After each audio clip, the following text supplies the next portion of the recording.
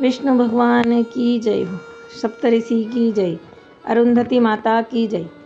राजा सुतास्व ने कहा कि हे पितामह, मुझे ऐसा व्रत बताइए जिससे समस्त पापों का नाश होवे। तब ब्रह्मा जी ने कहा, राजन, मैं तुम्हें वह व्रत बताता हूँ जिससे समस्त पाप विनाश को प्राप्त होंगे। वह ऋषि पंचमी का व्रत है जिसके करने से नारी जाति के तमाम पाप दूर होकर पुण्य की भागी होती है। इसके लिए तुमसे एक पुरातन कथा कहता हूँ कि विदर्भ देश में एक उत्तंक नाम के सदाचारी ब्राह्मण निवास करते थे। उनकी पतिव्रता नारी सुशीला से एक पुत्री और एक पुत्र का जन्म हुआ। पुत्र सुविभूषण ने वेदों का सांगोपांग अध्ययन किया। कन्या का समय अनुसार एक सामान्य कुल में ब्याह कर दिया, पर विधि के विधान से वह कन्या विधवा हो जाती है, तो वह अपने सतीत्व की रक्षा को पिता के घर रह करके करने लगी। ब्राह्मण ने सपरिवार गंगा तट पर कुटी बना ब्राह्मण बालकों को विद्यादान कराने लगे। एक दिवस कन्या माता पिता की सेवा कर एक शिलाखंड पर शयन कर गई। रात भर में उसके सारे शरीर में कीड़े पड़ गए। सुबह जब कुछ शिष्यों ने उस कन्या को अचानक इस दशा में देखा, उसकी माता सुशीला को आवेदन किया कि गुरु पुत्री के दुख को देखिए। गुरु पत्नी ने जाकर अपनी पुत्री की दशा देख के नाना तरह से विलाप करने लगी। वह पुत्री को उठाकर ब्राह्मण के पास लाती है और ब्राह्मण भी पुत्री की दशा देखकर अति विस्मय को प्राप्त हुए और दुखी हुए। तब ब्राह्मणी ने हाथ जोड़कर कहा, महाराज, क्या कारण है कि इस पुत्री के सारे शरीर में कीड़े पड़ गए? तब महाराज ने ध्यान धर के देखा तो पता चला कि यह पुत्री 7 जन्म पहले भी ब्राह्मणी थी। तो एक दिन रजस्वला होते हुए भी घर के तमाम बर्तन भोजन सामग्री छू ली और ऋषि पंचमी व्रत को भी अनादर से देखा। उसी दोष के कारण इस पुत्री के शरीर में कीड़े पड़ गए।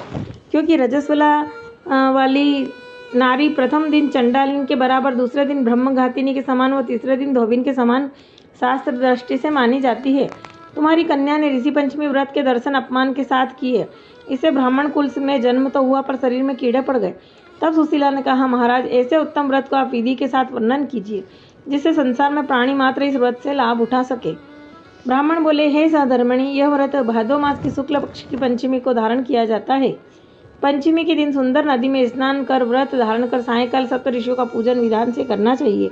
भूमि को गौ के गोबर से लीप कर उस पर अष्टकमल दल बनाकर नीचे लिखे सप्त ऋषियों की स्थापना कर प्रार्थना करनी चाहिए। महर्षि कश्यप, अत्रि, भारद्वाज, विश्वामित्र, गौतम, जमदग्नि, वशिष्ठ महर्षियों की स्थापना कर आचमन, स्नान, चंदन, फूल, दीप, नैवेद्य आदि से पूजन कर व्रत सफल की कामना करनी चाहिए। इस व्रत को करके उद्यापन की विधि भी करना चाहिए।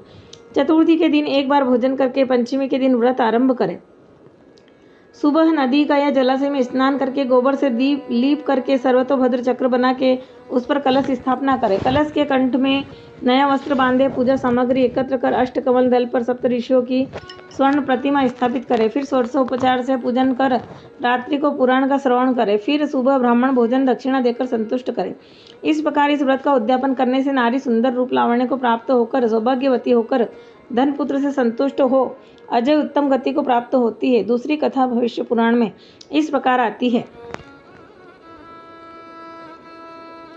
एक बार महाराज कृष्ण से महाराज युधिष्ठिर ने कहा कि वह कौन सी पंचमी है जिसके करने से नारी जाति दोषों से मुक्त होकर के महत्व पुण्य को प्राप्त होती। आप मुझे संक्षेप में श्रवण कराइए। भगवान श्री कृष्ण जी ने कहा, राजन, भाद्रपद शुक्ल पक्ष की पंचमी को ऋषि पंचमी का व्रत करने से रजस्वला से मुक्ति होती है। क्योंकि जब इंद्र ने व्रतासुर को मारा था तब ब्रह्म हत्या का एक भाग नारी के रज में, दूसरा नदी के फेन में, तीसरा भाग पर्वतों में, चौथा भाग अग्नि के प्रथम ज्वाला में विभक्त किया। इससे हर वर्ण की जाति की नारी को रजस्वला होने पर प्रथम दिन चंडालिनी, दूसरे दिन ब्रह्मघातिनी, तीसरा दिन धोबिन माफिक दोषी होती है। इससे उस दिन प्रति वस्तु छूने से अपवित्र होकर दोष होता है।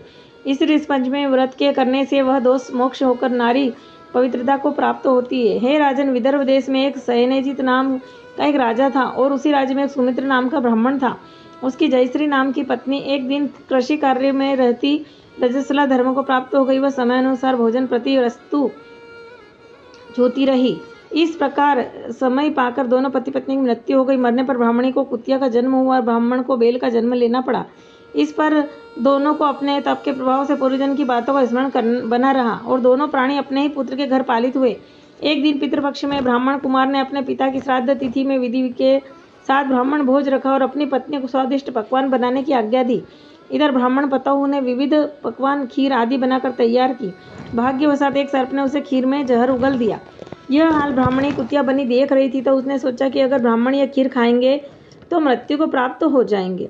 इससे मेरे लड़के को ब्रह्म हत्याओं का भारी पाप लगेगा। इससे उस खीर को कुतिया ने जान के भी झूठी कर दी।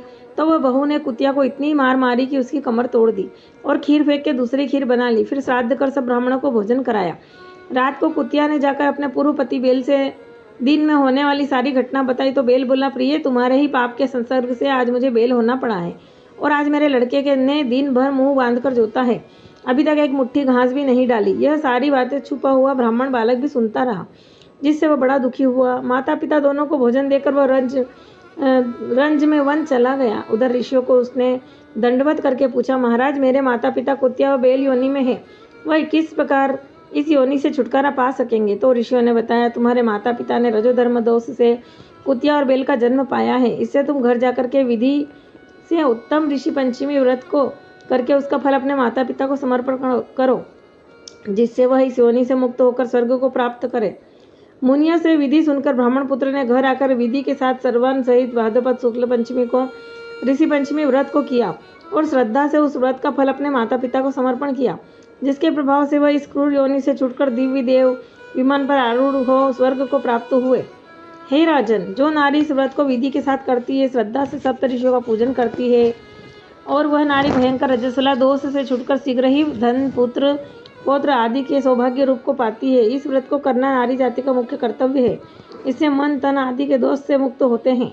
जो फल तीर्थों के करने से, दूसरे व्रतों को करने आदि से प्राप्त होते हैं, वे इस व्रत से अनायास नारी जाति को मिलते हैं। हे युधिष्ठिर महाराज, इस व्रत का ऐसा महात्म्य है। इति श्री ऋषि पंचमी व्रत कथा संपूर्ण। बोलिए सप्त ऋषियों की जय हो, विष्णु भगवान की जय हो।